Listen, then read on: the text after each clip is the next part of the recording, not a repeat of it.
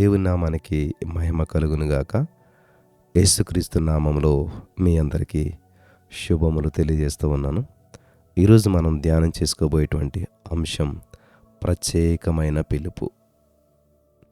లూకా సువార్త 19వ అధ్యాయం 5వ వచనంలో మనం చూసినట్లయితే, జక్కయ్య త్వరగా దిగుము, నేడు నేను నీ ఇంట ఉండవలసి ఉన్నది.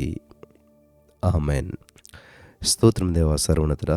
ఈరోజు ఈ యొక్క వాక్యాన్ని ధ్యానిస్తూ ఉండగా మాతో మాట్లాడి ప్రతి వారికి వినగల చెవి గ్రహించగలని అనుగ్రహించి, విత్తబడిచిన వాక్యం వ్యర్థం కాకుండా ప్రతి హృదయంలో నాటబడి నూరంతల పంట అనుభవించుటకు కృప చూపించమని నజరేయుడైన యేసుక్రీస్తు నామములో ప్రార్థించి నమ్మి పొందుకొని విడుదల ప్రకటిస్తున్నాం తండ్రి. ఆమెన్. హల్లెలూయా. చాలా సంతోషం. జాగ్రత్తగా వినాలి. ప్రత్యేకమైన వర్తమానం, ప్రత్యేక పిలుపు. పరలోకం నుంచి భూమికి దిగి వచ్చినటువంటి దేవకుమారుడైనటువంటి యేసుక్రీస్తు ప్రభువారు తానే ఒక ప్రత్యేకమైనటువంటి పిలుపును మనకిస్తూ ఉన్నాడు. అది కృపతో కూడినటువంటి పిలుపు, ప్రేమపూర్వకమైనటువంటి పిలుపు, శాశ్వతమైనటువంటి పిలుపు. జక్కయ్య జీవితం నుండి మనం దేవుని పిలుపును ఈరోజు ధ్యానిస్తూ ఉన్నాం. జక్కయ్యని దేవుడు ఏ విధంగా పిలిచాడో ఆ పిలుపులో ఉన్నటువంటి మాధుర్యాన్ని ఈరోజు మనం ధ్యానిస్తూ ఉన్నాం. జక్కయ్య పొట్టువాడై ఉన్నాడు కాబట్టి మరి జనాల్లో నుంచుంటే అందరికంటే పొట్టుకుంటాడు. మరి ఆ జనులు గుంపులు కూడుగా ఉండటాన్ని బట్టి యేసుక్రీస్తును చూడలేకపోయాడు. యేసుప్రభు వారిని కన్నులారా చూడాలనేటువంటి ఆశతో ఒక మేడి చెట్టు ఎక్కాడు.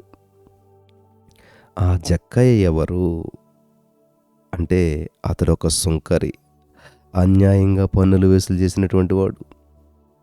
అతని గురించి ఇక్కడ బైబిల్ గ్రంథంలో ఇంకా ఎక్కువ మరి విలువైన విషయాలు ఏమీ వ్రాయబడలేదు.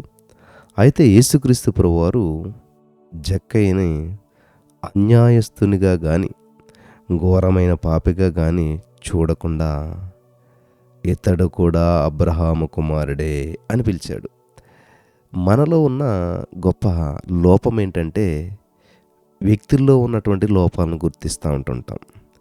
వ్యక్తుల్లో ఉన్నటువంటి మరి నెగిటివిటీని పైకి గుర్తిస్తూ మాట్లాడుతూ ఉంటుంటాం.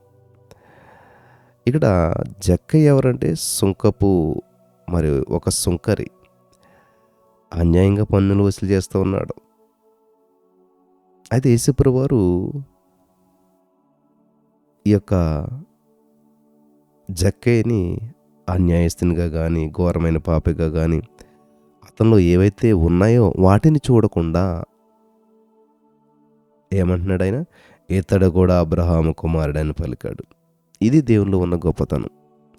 తప్పుపోయిన కుమారుడు తప్పు చేసినా, తండ్రికి అవమానం తెచ్చినా, మరి ఎటువంటి పరిస్థితులు గుండా వెళ్ళినా, ఏం చేసినా కానీ అక్కడ పలుకుతున్న మాట కుమారుడే. హల్లెలూయా. ఈయన కుమారుడు అంటూ ఉన్నాడు. ఇస్సాకు అబ్రహాము కుమారుడు, ఇస్మాయేలును అబ్రహాము కుమారుడే.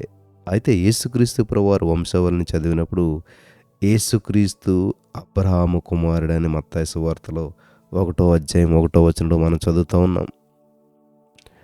పిల్లలు గమనించాలి.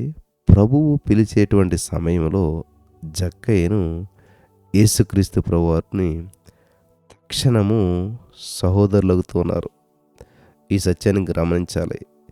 ప్రభు ఎప్పుడైతే మరి పిలుస్తూ ఉన్నాడో, ప్రభు పిలిచేటువంటి సమయమున జక్కయ్యను యేసుక్రీస్తు ప్రభువును తక్షణము సహోదరులు అవుతూ ఉన్నారు. దేవుడు పిలిచిన వెంటనే, దేవుని పిలుపుకు మనం లోబడిన వెంటనే, దేవుడు ఎప్పుడైతే మనల్ని పిలిచాడో సహోదరులం అయిపోతూ ఉన్నాం. ఇద్దరు కూడా అబ్రహాము కుమారులు అయిపోయారు కదా. పరలోకం అంతా కూడా అబ్రహాము కుమారులతో, కుమార్తెలతో నిండిపోతూ ఉన్నది. కాబట్టి ఇక్కడ అబ్రహాము ద్వారా మూడు సంతతుల వారు కలిగారంటండి. మొదటిది భూమి మీద ఉండేటువంటి రేణువులు వంటి వారు, రెండవది సముద్ర తీరమున ఉన్నటువంటి ఇసుక రేణువుల వంటి వారు. వింటున్నారా? మూడవది ఆకాశ నక్షత్రాలు. ఇస్సాకు, ఇస్మాయిల్ ద్వారా జన్మించినటువంటి సంతతి భూ సంబంధమైనటువంటిది. వారు భూమిని ఇసుక రేణువుల వలె, భూమి యొక్క ధూళి వలె నింపారు వాళ్ళు. యేసుక్రీస్తు ప్రభువారు భూ సంబంధమైన వాడు కాడు. ఆయన పరలోకం నుంచి వచ్చినటువంటి వాడు కాబట్టి ప్రకాశమానమైనటువంటి వేకువ చుక్క ఆయనే. ఆకాశ నక్షత్రం వంటి పరలోక సంబంధమైనటువంటి సంతతిని చేయటానికి ఇష్టపడుతూ ఉన్నాడు. ఆమేన్. దేవుడు ఈ రాళ్ల వలన అబ్రహామునకు పిల్లలు పుట్టించగలడని మీతో చెప్పుచున్నాను. మత్తయి సువార్త 3:9 చెప్తున్నాడు.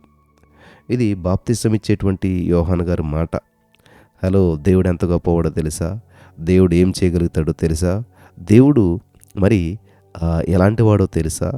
దేవుడికున్న శక్తి ఏంటో తెలుసా అని చెప్పి చాలా స్పష్టంగా వివరిస్తూ ఉన్నాడు ఇక్కడ యోహాను గారు.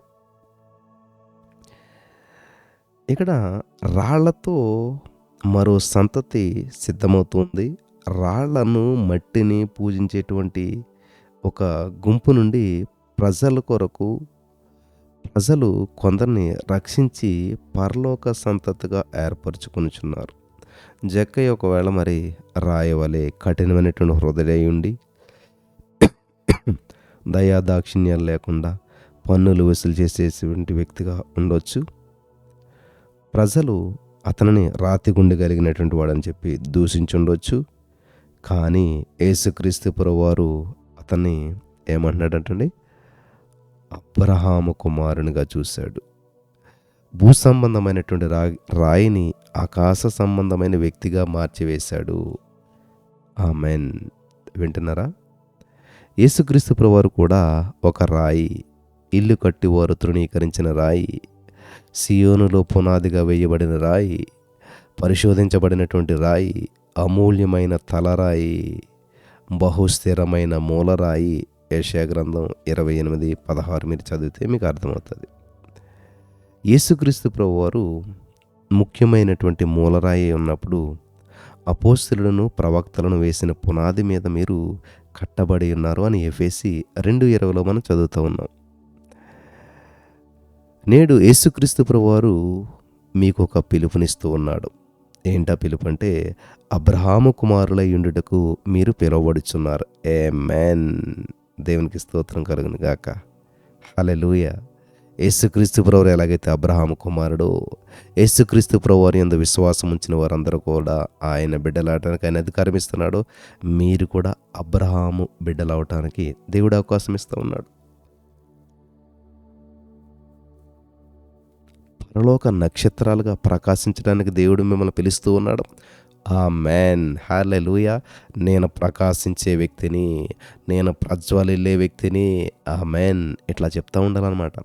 అంతేగాని నేను పురుగుని, పెంటని, మట్టిని ఇట్లా కాదు. నేను ప్రకాశించే వ్యక్తిని. ఆమేన్. హల్లెలూయా. నేను పరలోక నక్షత్రాలుగా ప్రకాశించడానికి నేను పిలువబడ్డాను అని చెప్పి మరి దేవుడు సెలవిస్తున్నాడు. 2002 సంవత్సరంలో మరి జనవరి 13వ సంవత్సరంలో గమనించాలి. 2022 సంవత్సరం జనవరి 13న మరి దేవుడు నన్ను ఏర్పాటు చేసుకున్నాడు. ఆయన బిడ్డగా స్వీకరించాడు. అబ్రహాము కుమారుడిగా నన్ను మార్చుకున్నాడు. హల్లెలూయా. కాబట్టి నా జీవితంలో నాకు ఆయన ఆహ్వానించినప్పుడు నేను దాన్ని అంగీకరించి దేవుని బిడ్డగా మారిపోయాను. బాప్తిస్మం పొందాను. మరి తర్వాత మరి దేవుని సందులో నడుస్తూ దేవుడిచ్చినటువంటి పనులను చేస్తూ ఈ రోజున మరి దేవుని వాక్యం బోధించే దేవుని సేవకునిగా మరి దేవుడు నన్ను పిలిచాడు. ఆ పిలుపును అంగీకరించాను. ప్రభు తన పిలుపును ఈరోజే మీకు ఇస్తున్నాడు. ప్రభు నిన్ను ఈరోజే పిలుస్తున్నాడు. దేవునికి స్తోత్రం కలుగును గాక.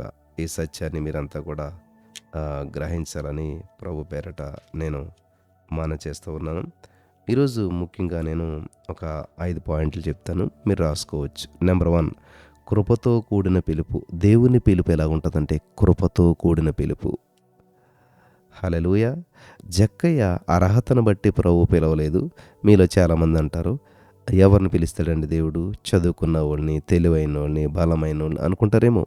ఈరోజు నీ వాక్యం వింటున్నట్టు మీలో చాలామంది చదువుకోలేదు, చాలామందికి జ్ఞానము అంతగా తెలియదు, ఏం చేయాలో తెలియదు. అయితే దేవుడు నిన్ను పిలుస్తూ ఉన్నాడు. జక్కయ్యని ఎలా పిలిచాడు దేవుడు? బాగా చదువుకున్నాడని పిలిచాడా? కాదు.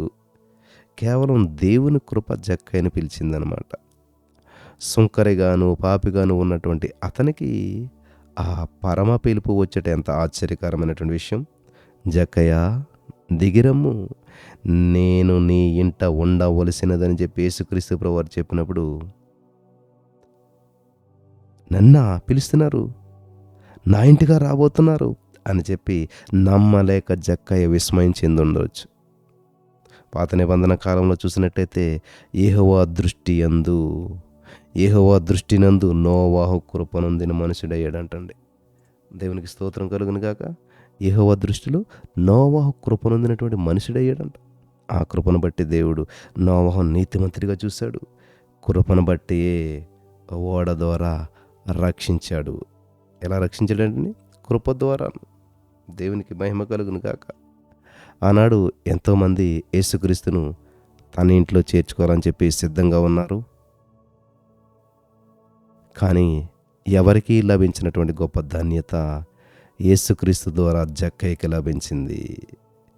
యేసుప్రభువారు మనల్ని ఎలాగ రక్షిస్తూ ఉన్నాడు? యేసుప్రభువారు మనల్ని ఎలా పిలుస్తూ ఉన్నాడు అంటే మన అర్హతను బట్టి కాదు, మన అపరాధముల చేత సచ్చిన వారై మనం ఉన్నప్పుడు, అలా అపరాధములై సచ్చిన వారమై ఉన్నటువంటి సమయంలో సైతం మన ఎడల చూపినటువంటి తన మహాప్రేమ చేత మనల్ని యేసుక్రీస్తులో కూడా బ్రతికించాడు. కృపచేత మీరు రక్షించబడి ఉన్నారు. ఎఫెసీ 2:5. ఆయన మనల్ని ఎలాగో నీతిమంతులుగా చేస్తున్నాడు? కేవలం కృపను బట్టే. రోమా 3:24 ప్రకారం ఉచితంగా మీరు నీతిమంతులుగా ఆయన కృపను బట్టి తీర్చబడుతున్నారంట. మనం ఎలాగూ ఈ యొక్క లోక మాలిన్యత కీడు నుంచి తప్పించబడుతున్నాం? ప్రభువైన యేసుక్రీస్తుని గురించినటువంటి జ్ఞానము ఆయన అనుగ్రహించు కృపను బట్టే. జక్కయ్యని యేసుక్రీస్తు ప్రభువారు కలుసుకున్నప్పుడు అతడు సుంకరి, పాపి అని అందరూ మరి పరిహసించారు. అయితే పాపము విస్తరించిన చోటనే కృప కూడా విస్తరిస్తూ ఉన్నది. రోమా 5:20 మనం చూడవచ్చు. జక్కయ్య ఊరు ఎరుకో అని చెప్పి మనం గ్రహిస్తూ ఉన్నాం. ఎరుకో ఒక శపించబడినటువంటి ఊరు. యేసుక్రీస్తు ప్రభువారు వచ్చారు కాబట్టి ఆ శాపము ఆశీర్వాదకరంగా మార్చబడింది. ఈ రోజున మీ జీవితాలు శపించబడ్డాయా? ఈ రోజున మీ జీవితాలు బంధించబడ్డాయా? ఈ రోజున మీ జీవితాల్లో ప్రతికూల పరిస్థితులు మిమ్మల్ని నిలబడి చేస్తూ ఉన్నాయా? చూడండి, శపించబడిన ఊరుకు యేసయ్య వస్తే ఆశీర్వాదకరమైన ఊరుగా మార్చబడింది. ఈ రోజున మీ జీవితంలోనికి శపించబడిన మీ జీవితాలు, నిందించబడిన మీ జీవితాలు, ఓడిపోయిన మీ జీవితాలు, ఆదరణ లేని మీ జీవితాలు లోనికి యేసయ్యను ఆహ్వానించండి. యేసయ్య వచ్చినట్లయితే దేవునికి స్తోత్రం కలుగును గాక. అది శాపమైనా సరే ఆశీర్వాదకరంగా మార్చబడుతుంది. జక్కయ్య ఊరు ఎరుకో. వింటున్నారా? ఎరుకో ఒక శపించబడినటువంటి ఊరు. ఎప్పుడైతే యేసుక్రీస్తు ప్రభువారు జక్కయ్య ఉన్న ఊరు ఎరుకోకు వచ్చారో ఆ శాపము ఆశీర్వాదకరంగా మారిపోయింది. జక్కయ్య రోమీయుల పక్షముగా మరి పన్నులు వసూలు చేస్తూ ఉన్నాడు. కాబట్టి యూదులు ఆ కుటుంబాన్ని మరి ప్రభుత్వం యొక్క బంటు అని చెప్పి తృణీకరిస్తూ ఉండొచ్చు. వింటున్నారా? కానీ కృప కలిగినటువంటి యేసుక్రీస్తు ప్రభువారు తన ఎదుగు వచ్చి ఎవరిని కూడా త్రోసివేసేటువంటి వాడు, తన దగ్గరికి ఎవరైతే వస్తారో ఎవరిని త్రోసివేసేవాడు కాదు. మనం ఒక దినం పరలోక రాజ్యానికి వెళ్ళినప్పుడు, మనం ఒక దినం పరలోక రాజ్యంలో ఉన్నప్పుడు మరి ఒకరితో ఒకరు ఎలాగూ ఇక్కడికి వచ్చిద్దరని చెప్పి అడిగినట్లయితే కృపను బట్టే అని చెప్తారు. అది కృపతో కూడిన పిలుపు. ఈయన కూడా పరలోకం వచ్చాడా? ఈమె కూడా పరలోకం వచ్చిందా? ఎలా వచ్చారంటే దేవుని కృపను బట్టే. ఆమేన్, హల్లెలూయా. జాగ్రత్తగా వినాలని ప్రభు పేరిట చేస్తూ ఉన్నాను. కాబట్టి ఈ రోజున నెంబర్ 1, కృపతో కూడిన పిలుపు. దేవుడు మనల్ని పిలుస్తున్నాడు, అందరిని పిలుస్తున్నాడు. కృపతో కూడిన పిలుపు అనమాట. యోగ్యత లేకపోయినా యోగ్యతనిస్తాం, అర్హత లేకపోయినా అర్హతనిస్తాం. నెంబర్ 2, వ్యక్తిగతమైనటువంటి పిలుపు. ఇది చాలా జాగ్రత్తగా గమనించాలి. వ్యక్తిగతంగా దేవుడు నన్ను ఎలా పిలుస్తాడు అని మీరు అనుకుంటున్నట్లయితే, ఒక సమూహం మధ్యలో జక్కయ్య అని పేరు పెట్టి పిలిచాడు. ఎంత ఆశ్చర్యకరమైన విషయం! యేసు ప్రభువారు పరలోకానికి దేవుడై ఉన్నా కానీ, వ్యక్తిగతంగా మన దేవుడై మన వ్యక్తిగత సమస్యలను ఎరిగి ఉన్నాడు. ఈరోజు నీకున్న వ్యక్తిగత సమస్యలు ఎవరు అర్థం చేసుకుంటారో అనుకోవద్దు. యేసయ్యకి సమస్తము తెలుసు. అది ఆయన యొక్క గొప్ప లక్షణం. కాబట్టి ఇక్కడ జక్కయ్య, ఇక నీవు దాగుకొని ఉండలేవు, గుర్తు తెలియని వానిగా ఉండలేవు, అనాథ అని చెప్పి తలంచుచూ ఉండలేవు. నీవు నా బిడ్డవు, నేను నిన్ను పేరు పెట్టి పిలిచి ఉన్నాను. హల్లెలూయా. ఈరోజు నీ వాక్యం వెంటనే ప్రియమైనటువంటి సహోదరి, స్నేహితుడా, ఈరోజు దేవుడు నీతో మాట్లాడుతున్నాడు. నువ్వెంతకాలం మరువైన వ్యక్తిగా జీవించవేమో, మరుగైన భక్తి నువ్వు చేసావేమో. ఈ రోజున దేవుడు నిన్ను, ఇంకా నువ్వు మరుగై ఉండలేవు. హల్లెలూయా. నువ్వు అనాథవు కాదు, నేను నిన్ను పిలుస్తున్నాను అని చెప్పి దేవుడు మాట్లాడుతూ ఉన్నాడు. మన దేవుడు ఆకాశ నక్షత్రాలకు పేరు పెట్టి పిలిచినటువంటి వాడు.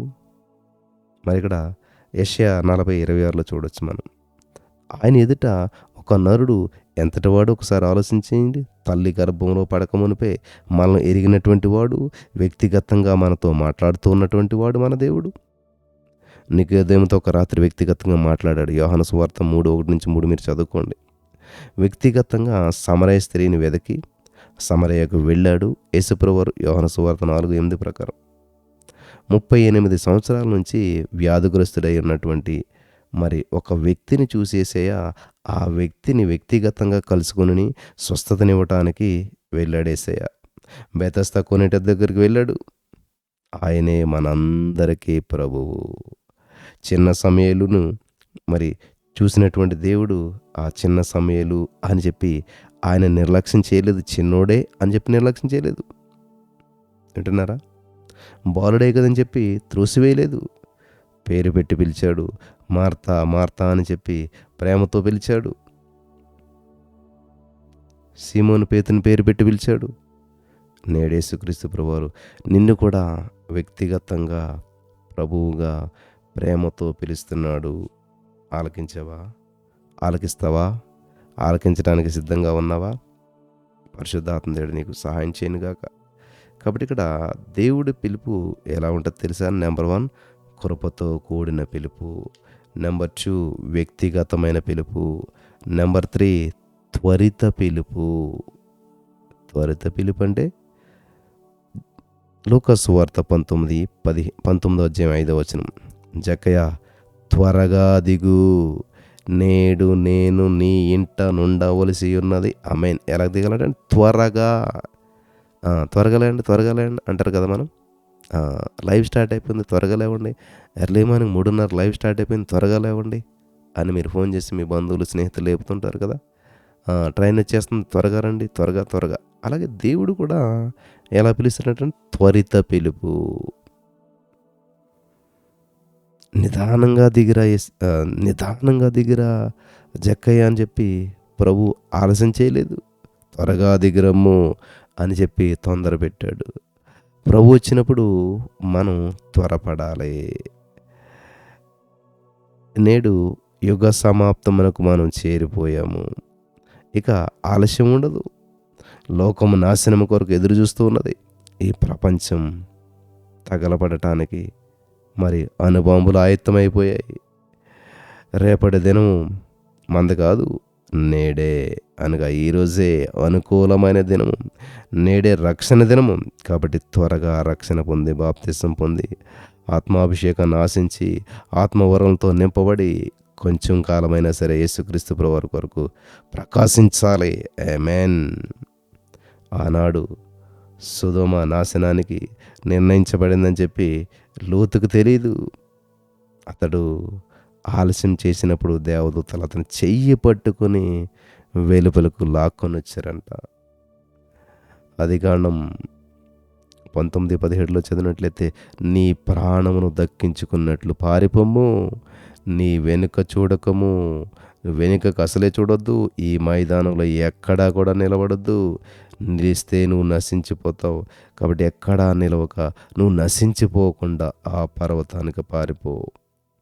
భక్తుడైనటువంటి డిఎల్ మూడీ గారి పరిచర్యలో ఒక ధనవంతుడు తన పాపపు స్థితిని గ్రహించి తన ధనధాన్యాలను బట్టి, వృత్తిని బట్టి యేసును అంగీకరించడానికి సంచయించాడంట. మరో పర్యాయం ఆలకించదంలే, మరో పర్యాయం వింటానులే అని చెప్పి వాయిదా వేశాడంట. తర్వాత మరి ఆ డిఎల్ మూడీ గారు వచ్చినప్పుడు అతడు మరణావస్థలో ఉన్నాడంట. ప్రభు అతన్ని త్రోసిపుచ్చాడు.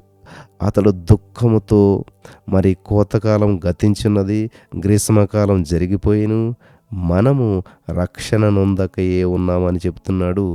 మరి ఇర్మియా గ్రంథం 8:20లో రక్షించబడకుండా వ్యక్తి ప్రాణం విడిచాడంట. ఉపయోగం ఏంటి?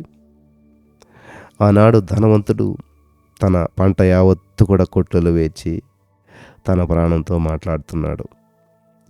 ప్రభు కల్పించుకొని, వెర్రివాడా, ఈ రాత్రి మరి ఒక వ్యక్తి నీ ప్రాణం అడుగుచున్నాడు, మరి నీ ప్రాణాన్ని అడుగుచున్నారు.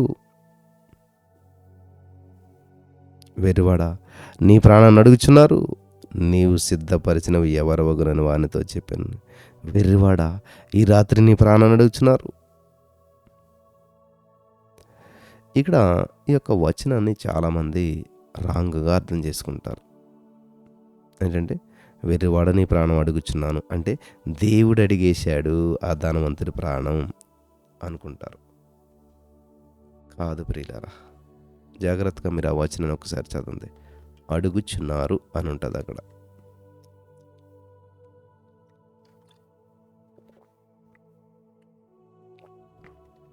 నేను అడుగుచున్నాను అని దేవుడు అంటలేదు అక్కడ.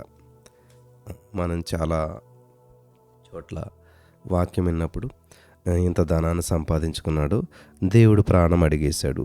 దేవుడికి జలస్ ఏమీ లేదు, దేవుడికి ఆ వ్యక్తి మీద కోపం లేదు.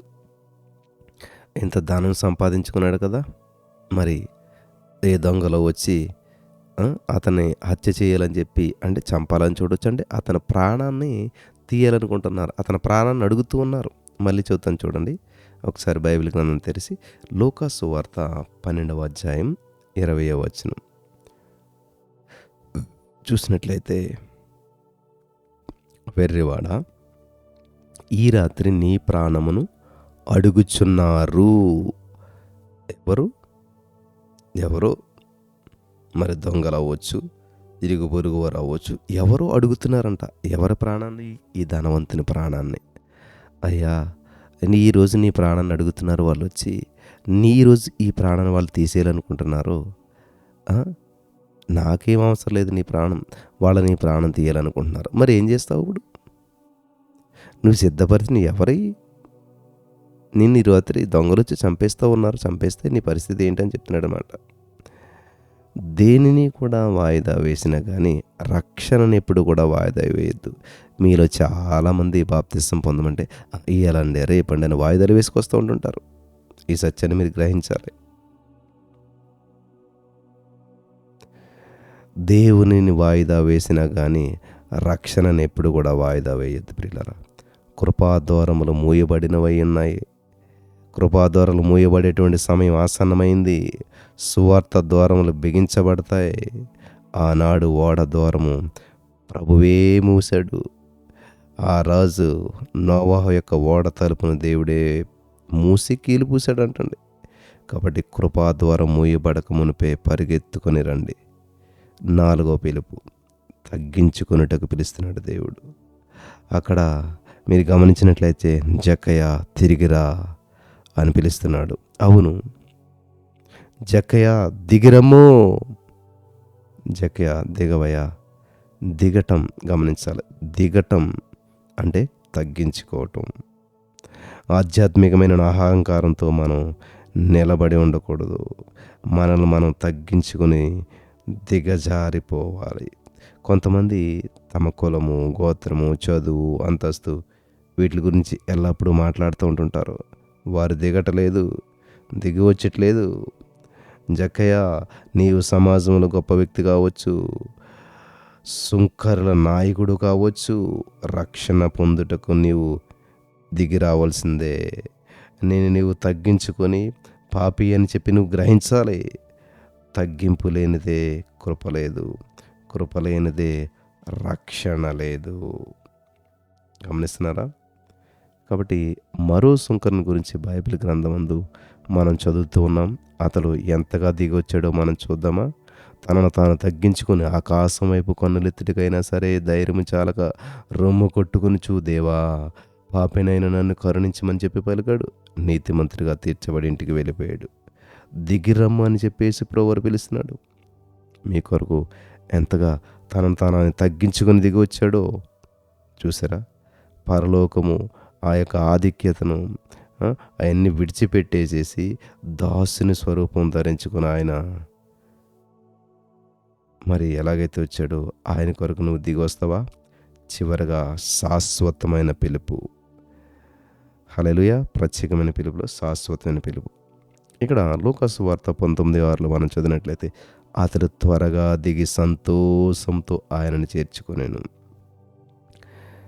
నీ ఇంట ఉండవలనని ప్రభువు చెప్తూ ఉన్నాడు. నీ హృదయంలోకి రావాలి, నీ హృదయంలో ఉండాలని యేసుప్రభువు వారు చెప్తూ ఉన్నాడు. నా ప్రియ సహోదరి స్నేహితులారా, అయినా సరే నీ ఇంట శాశ్వతంగా ఉండాలని ఆశ ఉన్నదా? యేసయ్య నీ ఇంట్లో శాశ్వతంగా ఉండాలని ఆశ ఉందా? అయితే ఇది అనుకూల సమయం. యేసుప్రభువు వారు నీ ఇంట్లో శాశ్వతంగా ఉండని.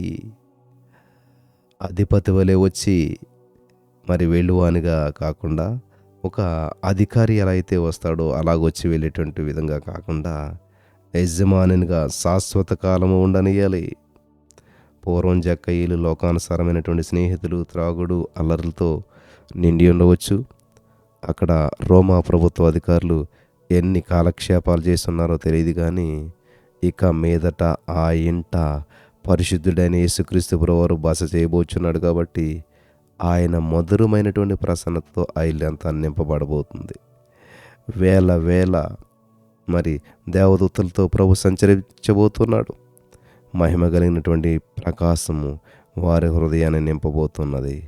గొప్ప మహిమ ఆ ఇంట దిగనయ్యున్నది.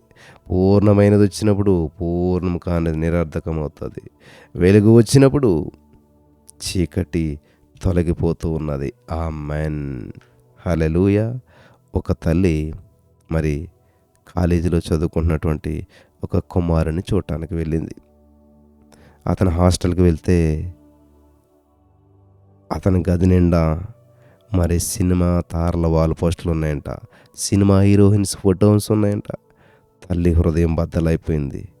ఇంటికి వెళ్ళిపోయిన తర్వాత తన ఫోటోను పంపించి, కుమారుడా, నిన్ను చదివించుటకు కూలి పని చేసి ప్రయాసపడినటువంటి నీ తల్లి పటాన్ని నీ గదిలో వేలాడుచుండుట, మరి అక్కడ నేను ఫోటోల మధ్యలో ఉంచు, ఆ హీరోయిన్స్ మధ్యలో నీ తల్లి ఫోటో పెట్టని చెప్పి ఉత్తరం రాసిందంట. ఎందుకంటే హీరోయిన్స్ ఫొటోస్ ఎలా ఉన్నాయి?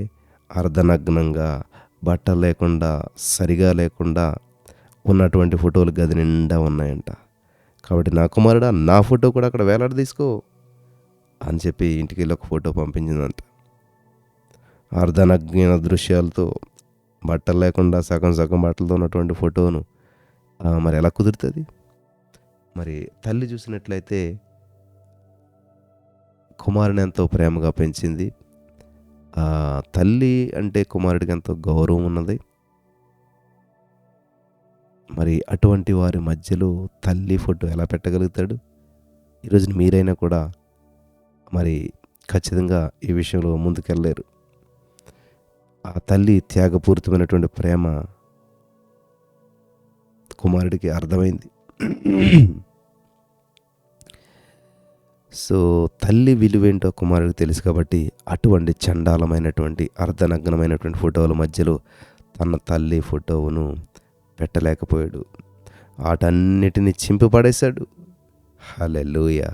తల్లి ఫోటో ఎప్పుడైతే ఆ వ్యక్తి రూమ్లోకి వచ్చిందో మిగతా ఫోటోలన్నీ చింపివేయబడ్డాయి. యేసుక్రీస్తు ప్రభువు నీ హృదయంలో నివసిస్తూ ఉన్నాడు. ఇక్కడ పాపము, దుర్మార్గము, అపవిత్రమైనటువంటి క్రియలకు చోటు లేదు. వాటిని చింపివేయాలి, విడిచివేయాలి. యేసుక్రీస్తు ప్రభువారి యొక్క మహిమా ప్రకాశము ఇక్కడ ఉన్న వారందరూ కూడా నింపబడటానికి అవకాశాన్ని ఇవ్వాలి.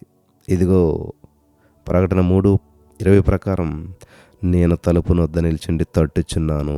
ఎవడైనా సరే నా స్వరము విని తలుపు తీసిన యెడల నేను అతనిని నా యొద్దకు పిలుస్తాను. నేను అతని యొద్దకు వస్తాను, అతను నా యొద్దకు వస్తాడు.